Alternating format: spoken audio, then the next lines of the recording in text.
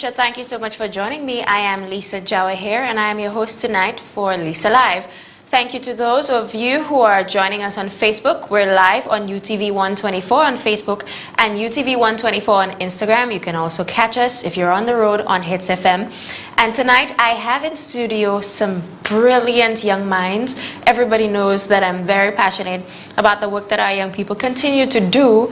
And we have in studio with us the finalists of the Entrepreneurship World Cup St. Lucia version competition in studio with us this evening. But first we will go to the founder of SLUDTERA, who is the national organizer for this event. Her name is Michelle Samuel. She's EWC's St. Lucia Country Director and founder and president of SLUDTERA. Good evening, Michelle. Thank you so much for joining us tonight. Hi, good evening, Lisa. Thank you so much for having me. Thank you, Michelle. I mean, when you approached my company, Edge Marketing, to come on as a promotional partner, I was very honored because, you know, we take a very keen interest in the development of our young people.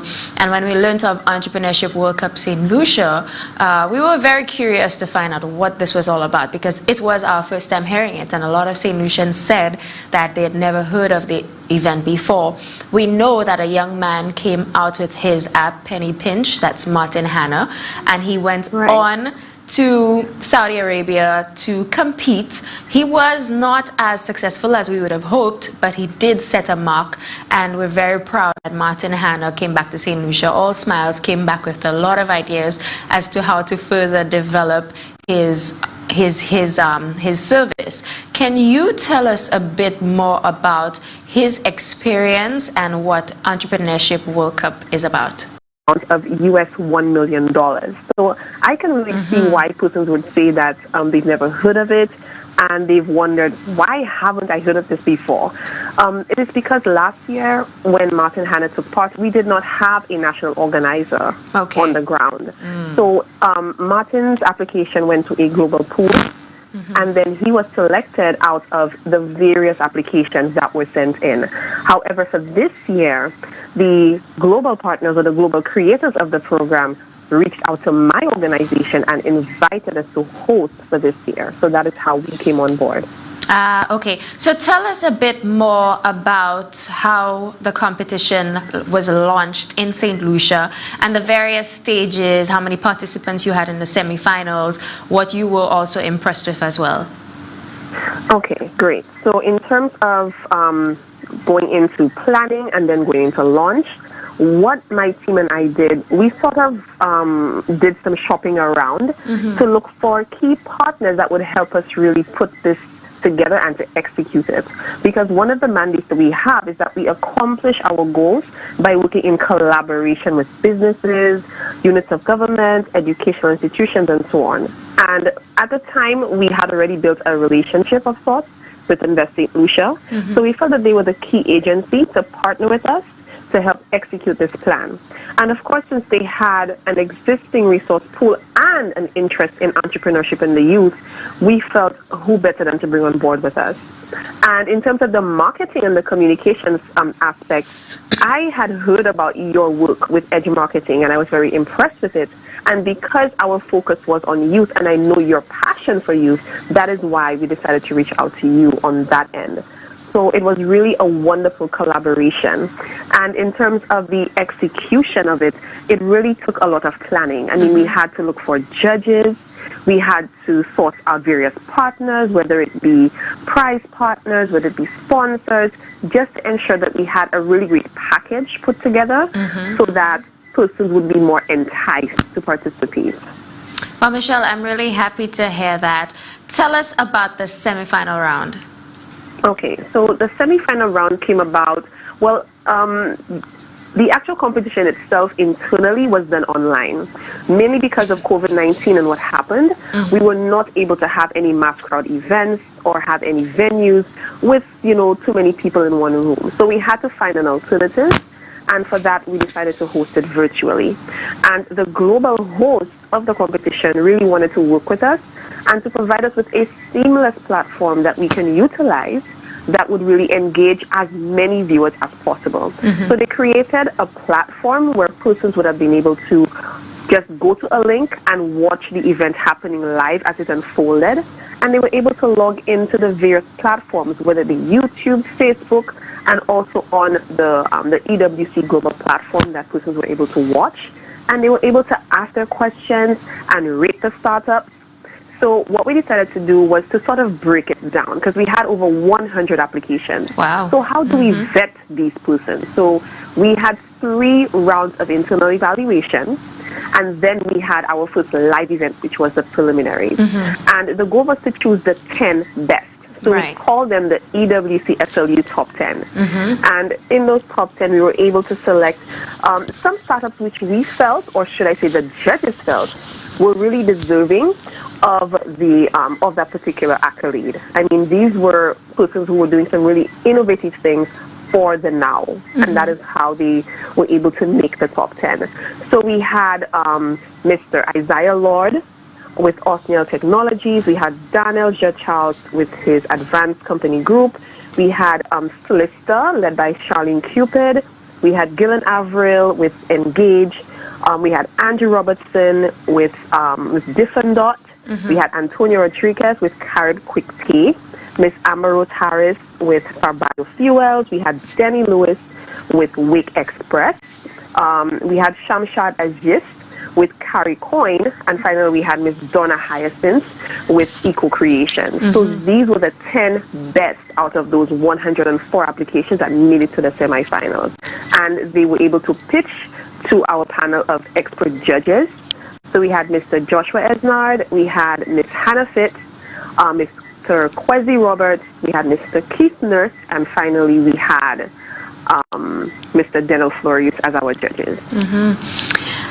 And say, Lucia, I was also privileged to watch the live viewing of those pitches, and I could not understand that, you know, out of so many persons, I felt, Michelle, that you guys would have had a huge task ahead of y'all, because all of these young persons did their best. They came out with their brilliant pitches, and this is something, I mean, pitching and thousands of persons are viewing. You must be extremely nervous, but we have them in studio, and we're going to get a little more about their experience and learn a little more about the time that they about the experience and the lessons that they learned whilst pitching. But before we go to our first guest, Michelle, I just want you to share with us what happened in the finals, who the finalists were, and your company and EWC's expectations, were they met? Okay. So in terms of the national finalists, and that's what we call them, so at the preliminaries, those 10 persons were pitching to the judges, and we had to select the top 3. And those top 3 ended up being Miss Amber Rose Harris, Mr. Gillen Averill, and Mr. Daniel J. Charles. So these were the top 3 winners. So now they had to go head-to-head at the national finals. And there were 2 titles that they were vying for. One was the national finalist, and one was the People's Choice Champion. Now, all throughout the competition, we had been encouraging persons to vote for their favorite startup, and they could have voted as many times as they wanted. So at the end of the day, Sarbio Fuels, led by Miss Amber Rose Harris, kind of wowed the crowd with her, you know, innovation, and also because of her young age, she wowed the crowd and won the People's Choice Champion. How old was she? And she's 15. She's 15, and she actually came out of a previous competition, which is the Next Big Inventor, and she won an award there as well. So we can see that there's some big things coming from Miss Amber Rose and her team.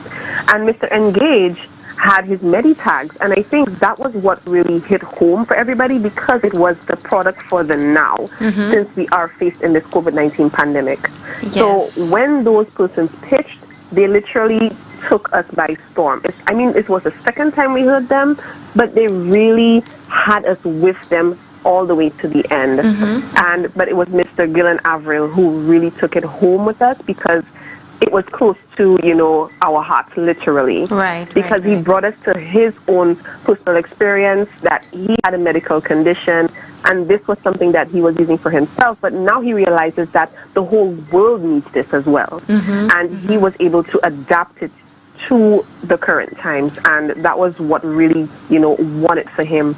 But what really lies ahead of him is Saudi Arabia. I mean, that is the biggest one. I mean, right now, Mr. Gillen Avril is the national finalist, but now he has to go through more mentoring. So that's the stage where he's in right now.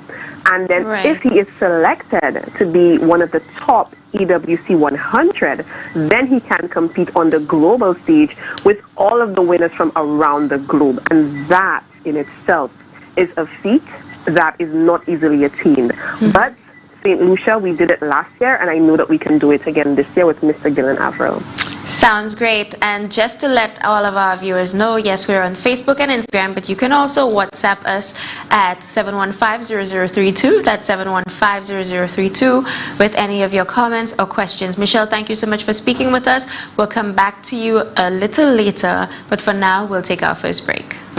Thank you for staying tuned with us. You're watching Lisa Live, and as I mentioned earlier, we have in studio with us the finalists from the Entrepreneurship World Cup St. Lucia competition. I mean, this is a big activity. Michelle, the founder of SLUDTERA, who is the country director of EWC St. Lucia, told us a bit about the program, what some of their expectations were, and even shared that there are prizes of over US $1 million that anybody from around the world can grab. And hopefully, fingers crossed, that person is from St. Lucia. We have a lot of brilliant ideas, a lot of brilliant minds, and we wish them all the best. But in studio, we have with us Mr. Darnell J. Charles. He's the owner of Advanced Company Group, and they provide web and app-based solutions for entrepreneurs, micro and small businesses. Solutions such as digital time clocks, digital invoicing systems, event services, and donation platforms for secure access. Mr. Darnell, welcome and thank you for joining us tonight. So we are an online platform for you to host your events, your services, anything that you need to do. It's going to be a local based system, so everything is based here. So if you're having a party, if you're having a meeting, you could post it on there. You could take attendance, sell tickets. If you're a tour operator and you want to promote your business online and take payments before, we also do that. So we have a system in place where people could go ahead and make the purchases online. And then, when they get here, they have everything paid for and ready to go. Just come to you, scan their device, and they're into that service. But what makes your service unique from what is already out there? Our service, it caters to the entire event or the entire service. So a lot of the other services, it's only for parties or it's only for services. We take you from before you get to the party, to getting to the party, to at the party, and even after the party too. So we try to cater to everything with advanced access. Great. And what is your take really of your participation in EWC and your view on how you and your company pitched? It was different for me. We've been out here since 2019, late 2019, and EWC just showed me that we do have something great that's going, and it is working. It is something that's needed. Becoming in the top 3, that we got there, it showed that this is a platform that St. Lucia could use, the Caribbean could use, even the world could use at some point in time. Great. So what is the next step for your organization? And I'm happy that you did share when the idea came up, because a lot of ideas have been coming out of, our time in quarantine, our time in isolation, in self-isolation, our time social distancing, our time at home. A lot of persons have found themselves extremely busy engaging in, an idea that they probably always wanted to launch. But you were able to take this off during this period, but even started way before. Please tell our viewers, what is the next step for your organization? Okay, so the next step for us is more than advanced access. in the COVID times, a lot of events have stopped, a lot of the services have stopped, there are no tourists. So we're now taking our advanced company group bigger, and we're offering a little more of a service to bars, restaurants. So we've introduced a wireless POS system that is just basically a tablet that could fully customizable. You just let us know what you need. We have the base one, and then we could customize it to any business, anything that you would need to do. We also want to launch something called Punch Clock. It's a facial recognition time clock for businesses. So it does the full payroll, it does everything that you need, and it's just taking all the menial tasks that you don't want to do. Our apps do that for you. That's great. How long did it take to develop those apps? So we started about the end of 2018. So we started to work a small team.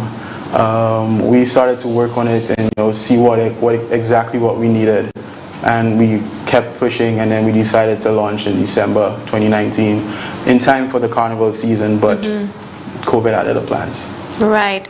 Well, you did mention to me before we came onto the show that the focus now is a little less on the event side, and I know that you also have other business interests. Can you just share, because I love to hear that our young people are not just focusing on one idea in particular. I mean, with this idea you did state that it's going to take some time, but just tell us about the other activities that you have going on. Yeah, like I said, it's the Punch Clock, which is the major one. With all the social distancing, people don't want to be rising in their time when they get to work. It's just going to be a tablet on a wall where you just stand up to it. It scans your face, and then you're scanned in at work. When you leave for lunch, you do the same. When you come back, and it's just a simpler system. So we try to get more digital systems out there. So if it's not only that, it's going to be the POS systems. I've been going out to different bars where people are buying drinks, and there's no way to keep track. There are people taking orders in restaurants, they're writing it on papers, losing the papers, getting it wrong. So now we have a system based for that. So these are our two main systems that are all wireless. It works via Wi-Fi or mobile service, so you don't need to go through any long sign-ups. And for the POS, you could also accept cards anywhere. It's all done online, so there's no long process of signing up with the bank for a machine and all of that. It's basically done online. You swipe a card and you could collect card and cash at your bar or restaurant. Now, all of this sounds very interesting, but I'm really curious in terms of access to resources to take your business idea to the next step. Do you have that available in St. Lucia? In St. Lucia, no. So the hardest part for us in St. Lucia was working with a bank. There are so many rules and regulations in getting into business, to accepting payments online. It has been the toughest thing ever. Luckily, I was able to register this business in the US, which gives me the ability to accept cards online, so it's fully registered and secured in the US for now. But my hope was to take this to my island, to St. Lucia, but it has just been the hardest thing to do, to get the banking part of it up and running.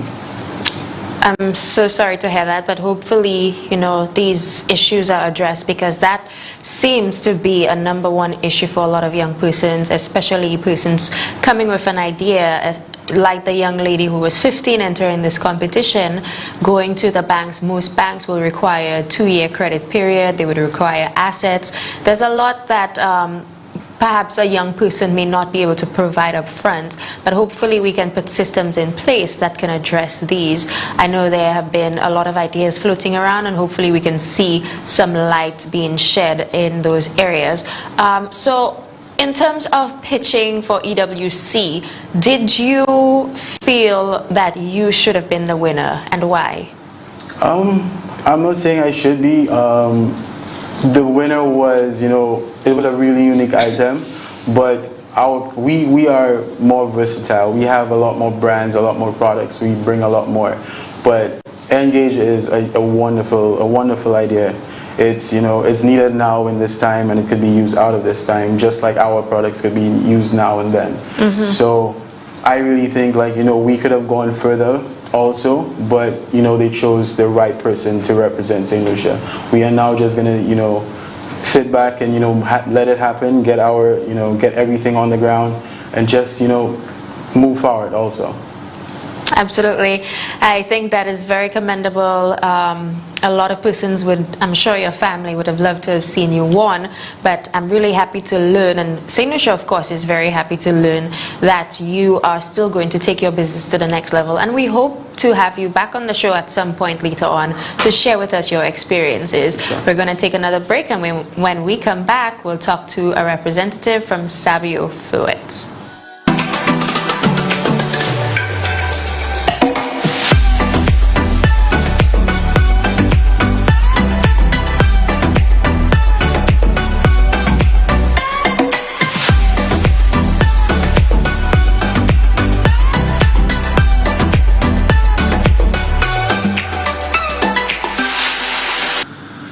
Thank you for staying tuned with us. You're watching Lisa Live. I am Lisa Jawahir. We're live on Facebook and Instagram on UTV 124. You can also WhatsApp us on 715-0032 and catch us on Hits FM if you're on the road. We just spoke to the second place winner of the Entrepreneurship World Cup St. Lucia final competition in St. Lucia, and we had a very interesting conversation earlier with the founder of SLUDTERA, Michelle, who's a country director for this competition. Right now we have on the phone the People's Choice winner. She did place third, but everybody seems so very impressed with her, Miss Amber. Amber, good night. How are you? Yeah, fine, thank you. And to us what it is that you pitched at EWC. My product is basically biofuel, which is an alternative fuel made from seaweed. So basically, we just try to address the problem of the influx of the sargassum on our island to try to help out our fishermen and our tourism industry. Okay, I think you're breaking up a little bit. Can you hear me clearly? Yes, I can. Okay, let's go on. So, how did you learn about the Entrepreneurship World Cup competition? Well, in my school, I was taking part in a competition for the next inventor competition, and basically, Michelle was part of this competition. A student from the Leon Hess Comprehensive Secondary School. I don't know if this was intimidating for you, but just tell us a bit about how you went about preparing for your pitch. Training, I guess, for this competition. All right. So we have here, and your company is Sarbio Fuels. At Sarbio Fuels, we use sargassum to create an eco-friendly fuel that releases no harmful emissions into the atmosphere. Our customers consist of anybody who owns a vehicle, fishing vessel, or simply anything which currently runs on diesel. The primary use of our product is to serve as an alternative to fossil fuels to power vehicles and other means of transport. I mean, Amber, this is such a big industry to enter, that green industry, and using a product such as a sargassum seaweed, which most of us have called a waste product because it has been a nuisance for St. Lucians, especially when you're passing along the west coast. But you, among other young persons, have decided to take this and use this as an opportunity to transform it into something that benefits our people. Have you been able to pitch this idea to any other organization? Well, for now, no. And why is that? Well, right after it was straight from the other competition that I was doing and into this one. So now it's really like we still getting some sort of knowledge into the business aspects of this. And I mean, the aspects coming up and all that. So we're really trying to just focus on our school a little bit, and probably after, I mean, we'll still do some sort of work on it for now. But then really after PhD, we would just basically go full-time into it. That sounds great. Now, Amber, there are other products similar to what it is that you want to offer. What makes your product unique? Well, I mean, it's like I mentioned, it's made from a completely organic process. So it's a twofold process, which is after purification and esterification, we add no chemicals to the fuel or what is being transformed into the fuel.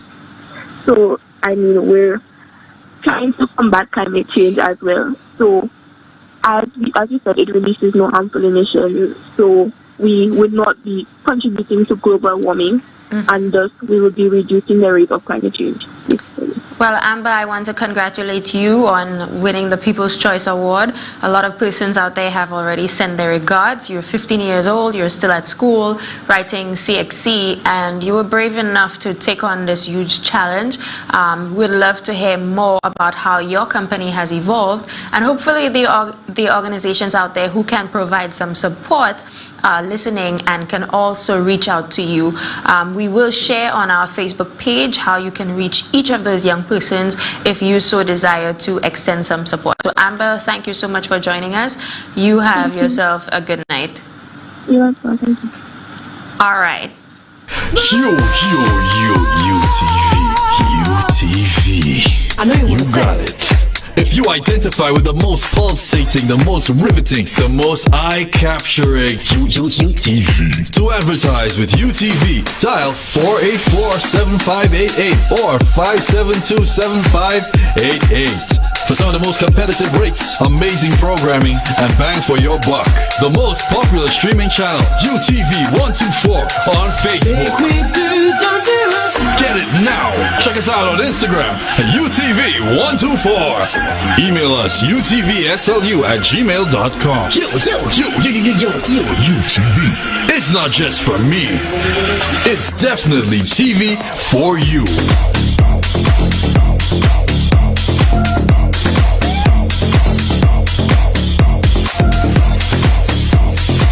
Thank you for staying tuned with us. We earlier had a conversation with the country director and two of the finalists of the Entrepreneurship World Cup competition in St. Lucia.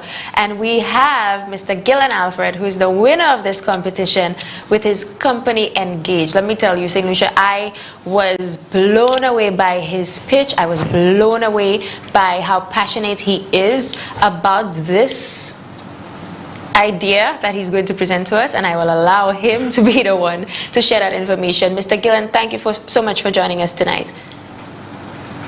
Yes, thank you very much, Lisa, for being here. All right, so let's jump into it. Tell us about your pitch, about your product. Okay, well, Ngage is the parent company, but the product that we pitch for the competition is Meditags. Meditags is a health-based product, and the idea behind it is to merge 4 devices, your passport, your, in case of emergency card, a thermometer reading, and I forgot the other one. But the idea is basically one person's business travel, your passport. One person's travel, the idea is to basically put all that information onto the Meditag so that once they reach on the ports, the customs officer or the health professionals, all they have to do is just basically tap and they could access that information. And furthermore, if even they go to the hotels that they're there for an entire week, that the second day, the third day, they could actually monitor them so the persons can see what their temperature was yesterday and then what it is today, and then the day after that they could record it. So there's always track of the person's temperature reading. Wow. Has this been done in St. Lucia? Has somebody tried to do something like that before? To my knowledge, no. What is existing on the market is your typical medical bracelets, those that you have the engraving. My sister has one because she's allergic to penicillin, so I've been aware of it. I have heart conditions, so again, that was not sufficient for me. I needed something with more information because I moved, because of what I'm involved in prior, Carnival, so sometimes I have to move from one location to the next location. I need that information on me at all times. So I spoke to the fire service. I said, hey, I have a heart condition. If you ever meet me for some reason, that all you'd have to do is basically tap my wrist and you'd get all my access information, who to contact and all that type of thing. And even from there, and they were wow, like, wow, we've never seen this before. You know, you have it for yourself, but can we use it for the elderly? Because when we meet the elderly, we have no idea who they are, you know, what medication they're on. They themselves can't even remember to tell you what they're on. So I was like, okay, well, if fire service is interested in it, why not just expand it, not just to myself, but to the wider public? And then COVID came and I was like, okay, COVID is here, we now need to put a system in place to actually monitor persons coming to the island. Right, exactly. So why not expand it again further to implement it for COVID as well? Now, have you been able to use it for yourself or anybody that you know? I have used it on myself. My girlfriend was pregnant, so during the pregnancy, I actually had one for her. When COVID kicked in, I was using it when I went to stores because the long lines, again, I have a heart condition, so I would just walk up to the security, say, hey, I have a condition, here's proof of it. I tapped, and then I said, you know, I can't stand up on the line for too long. Are you going to allow me to come in? And then they would see it and they're like, okay, wow, that's interesting. And then they allow me to go in. So we've used it. That really is interesting. So the medical professional or the person on the other side, they would have this app on their phone? Yes, well, that's the idea. It's a twofold thing. So yes, we're going to be developing the device itself, the bracelets or the keychains, the pendants, whatever it might be. But we also have software to tie into it. So the initial idea was to actually have the software at doctors' offices, healthcare facilities, and then when a patient would come in, the doctors, what have you, would put the information from that point, because we want to have no part in person's medical information, so that they would do it from that end. And then with the COVID aspect of it, we would have a specialized device that when persons come in, they'll actually be able to read and write the information on for persons. Why isn't this product already on the market? Tell us about the timeline in terms of when the idea came up, when you actually got a physical product, and what you have been doing since then. Okay, the initial idea, like I said, because of my heart condition, I've been toying with the idea for some time. In 2018, I pitched it at Get in the Ring, but I pitched it on a holistic level. I pitched the entire business Ngage with all the different aspects, the marketing, the health, all these different ideas. But one of the judges took to it, the medical aspect of it, at the last point, you know. But then afterwards, I said, you know what, the time might not have been right for the technology in that atmosphere.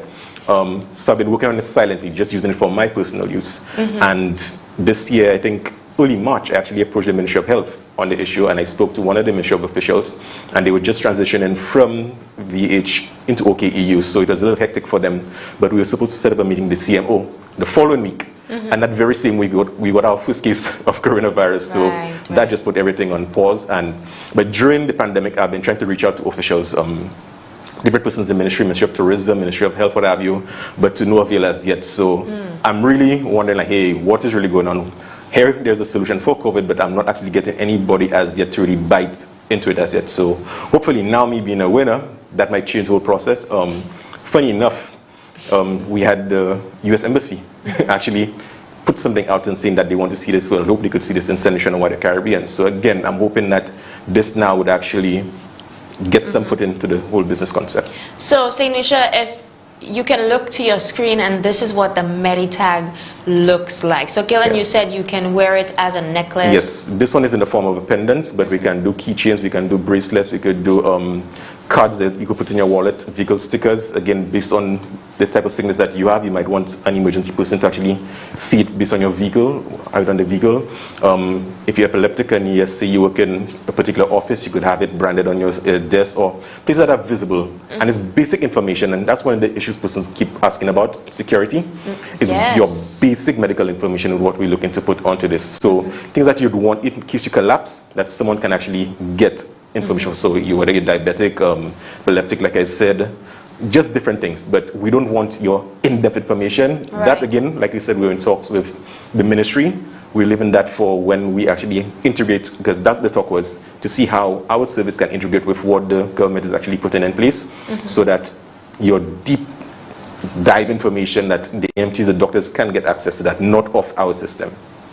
That is so interesting, and that would have been my next question, the question of security, because a lot of persons don't want too many persons or anybody really who is not a medical doctor accessing their information. But it will help for the ordinary citizen. Can you just imagine being at the movies, someone collapses, it takes about 20 minutes for the paramedics to get there, and maybe one of us has this app on our phone, we can just tap it and have an idea as to maybe this person has such and such a condition, and maybe we might be able to do something immediately to save that person's life. So you also said that in the long term you intend to go deeper into the medical field, and I'm just imagining, and you can correct me here, that it may have maybe a separate access on there that only a practicing doctor could perhaps access, and would have that information. Paramedics could probably send that information ahead to the hospital whilst that patient is on their way. I think it's a brilliant idea, and my question to you is, am I able to download this app right now? Well, again, that's the thing. The app is not for everyone. And that was one, like you said, the security issue of it. We don't want any and everybody just accessing person's information. So the idea initially was, again, to have it in a tier system. So your tier 1 would have been your basic information that you may want person, or that you would want persons to access, and tier 2 would be like a deeper dive, like the EMTs or the medical doctors would have to sign in, log in to actually get access to it. Right. But what we realized is that, like you rightly said, again, if you're in a crowd situation, cinema, and you collapse, you might want someone to basically access it. So we are looking at ways to have persons be able to access it where they might not even need to download the app. That is something that we're considering, right, or we're looking at right now. But yes, the idea is to have an app, but the main app is going to be to the healthcare professionals, the doctors, what have you, that we're going to be leasing out to them. So they'll be paying us to have this system. Right. Yeah. So is the device available? Can somebody say, I mean, as soon as this show is over, give you a call and tell you that they want one?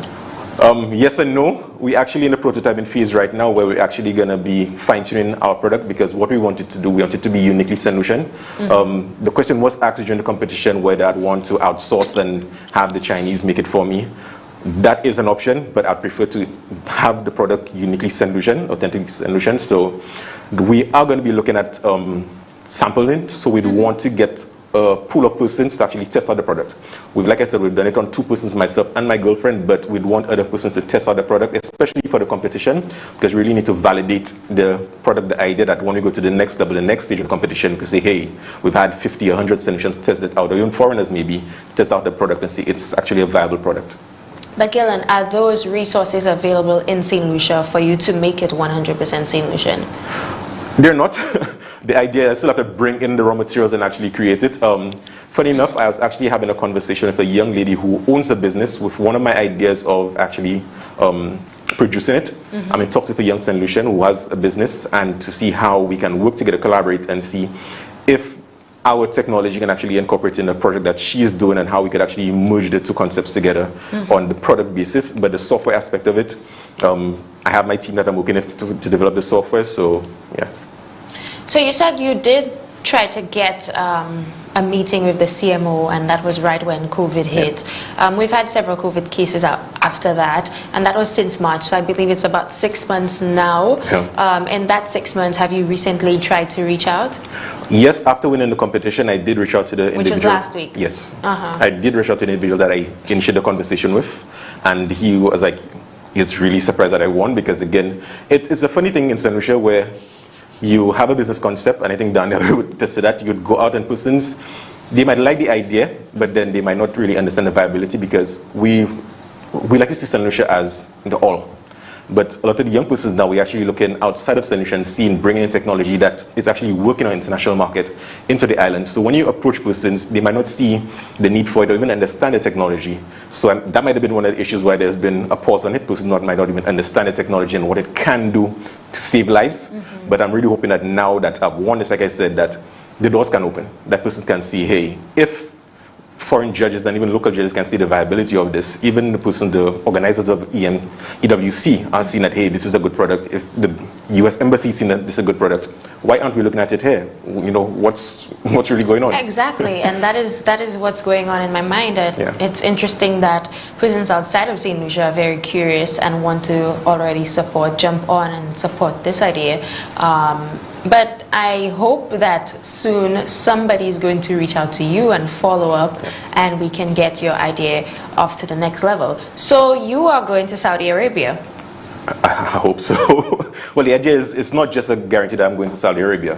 I have to make the top 100. So I think in the next couple of weeks, I'll be having a mentor where I have to meet certain deliverables. And once that is met, and then I guess I have to pitch again, then I could hopefully make the top 100, and then I travel to Saudi Arabia.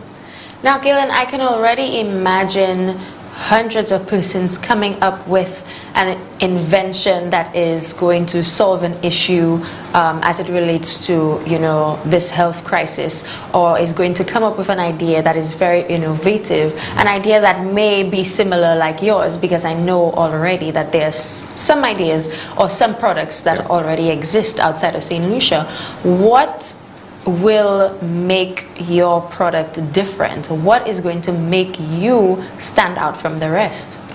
Well, like you said, there are products which are similar, or I might say they use similar technology, but they're still not, how do I put it, localized. Most of the systems, like I explained, it's more of a tier system where you would have to log in and then persons have to try to get access. So what we're trying to do is basically, like I said, the tier 1 where we have an offline version. So if you collapse immediately, that someone can address you, which is not really available per se as to what's already out there. And most of the technologies are not addressing, or the businesses are not addressing COVID-19. It's more, again, persons with underlying health conditions. So this one is actually geared towards foreigners, visitors, tourists for COVID that want to come into the island. So that is not really being focused on by persons. And even the case where we could actually put information of your COVID ID. So let's say you do a COVID test, the results that you have or the certificate that you have, this information can be put on. That is not readily available. So you'd have to work with something. So the idea of actually having one device that you could have your passport information, your COVID test information, your temperature, holistically everything, there's not a product on the market right now which covers all of these things for us, one person. And I mean, that can even, if you think about it, really help, because a lot of persons get to the airport and they forget their passport, they forget their ID, but if that information is already stored there and that Meditag can be scanned, that might solve a lot of issues. Where did the name Meditag come from? Name Meditag, it is medical tap and go. So I just basically abbreviated it. So Medi as in for medical, and the tap and go tag. So you just put Meditags together. So tell me, what are your expectations? Should somebody or some local organization reach out and tell you, okay, we want to assist in some way, what are your expectations in terms of access to resources, whether it be financial or product in St. Lucia? On the product aspect, I wouldn't say that there are readily available products that could assist me right now, but we are looking for investment if persons are interested. Like I said, as part of the pitch, we had to do a breakdown of our financials and the different stages of financing, but we are looking for persons who are interested in investing in a product, especially right now that we have to do our product, fully develop our product and also our software development. So if persons are interested, I think there would be information on how to contact myself and my team. So yeah, we are interested in persons. So any organization who is interested, and even, let's say, the Red Cross, fire service, whatever persons that might see a need for this, reach out and see how we, again, like I said, we want to do a product testing phase of the business. So if you have persons who are sick and what have you, that you say that you want to see how to monitor them and see what is really applicable to your service or your industry, reach out to us. Well, I know the medical industry in St. Lucia is standardized, so I would imagine this would have to go through the Chief Medical Officer and the Chief Medical Board before any of these other organizations may want to sample or experiment such a product. But I think it's a beautiful idea, and I want to commend you and congratulate you again on being the finalist for Entrepreneurship World Cup St. Lucia. Can you tell our viewers how they can contact you to learn more about your product? Well, yes, they could reach me at 284-0304, or you could log on to Facebook and get me at Ngage, ngage.slu. All right, great. Thank you so much, Gillian, for having a chat with us. We'll take our final break, and we'll have more for you when we get back. Thank you for staying tuned with us. We are back on the phone with the Country Director, Michelle Samuel. Hi, Michelle. Hi, Lisa. Okay, so you heard the interviews of our young people, and of course you are very familiar with this. It's nothing new because you have been working with them for some time with Entrepreneurship World Cup St. Lucia. Tell us about the way forward for Gillen at this moment. Okay, so with Gillen as the EWC SLU finalist, what he will be undergoing right now at this point is mentorship. He's going to be assigned a mentor who he will have sessions with once a week for the next couple of weeks for the remainder of August and September. And the results of who the EWC Top 100 will be, that announcement will come out on October 1st. So during this period of time, he will actually be evaluated based on the deliverables that his mentor would have assigned him, and of course the information that he would have had entered onto the platform, and of course with his pitch. And if he does get selected as one of the EWC 100, he will then be competing against 200 other countries around the globe of national finalists that have made it to that particular point. So it's 100 of them that's going to basically go head to head on the global stage for Saudi Arabia. And at that point, that is when the prizes really, take a step up. So he's looking at, as a global finalist, over about $500,000 dollars in kind, perks from the partners that are the global stage. He's also looking at over $1 million, a share of that, if he makes it to the very final, pitch. And he's also looking at over $70,000 in kind from perks from the various partners that are on board with the with this competition. And these partners include Digital Africa, Endeavor, Hello Alice, INC, MTY, the Youth America's Business Trust, Viva Technology, EDX, Stripe, HubSpot, Web Congress, just to name a few. And of course, Miss Global Forum is actually where the finals will be hosted. So they're the ones who are hosting the finals for this year. And I'm really, really completely confident that Gilland will make it to the finals. I have no doubt at all. Fantastic. So you spoke about prizes at that competition. Tell us about some of the local prizes that they received. Okay, great. So in terms of the local partners which invest in Lucia and SLUDTERA were able to bring on board with us, we were able to get First National Bank, Flow, we're able to get an Advanced Intellectual Methods, also known as AIM, on board, the Taiwanese Embassy as well to come on board with us. We also had SLDB. So the types of prizes, and of course Hanafit. So the types of prizes that they were getting were valued at over, for the preliminaries, so all three of them had a share of over 15,000 EC dollars worth of perks from the sponsors. And at the national stage, they had a share of over 12,000 EC dollars worth of perks from the national stage. So far, they have received a whole lot of prizes in terms of value. And these are prizes that will definitely assist them in their development, business-wise and also professional-wise. We're talking about brand identity development, e-commerce websites, training, mentoring, and also devices that they actually got from the Taiwanese embassy. So thank you to the embassy for that.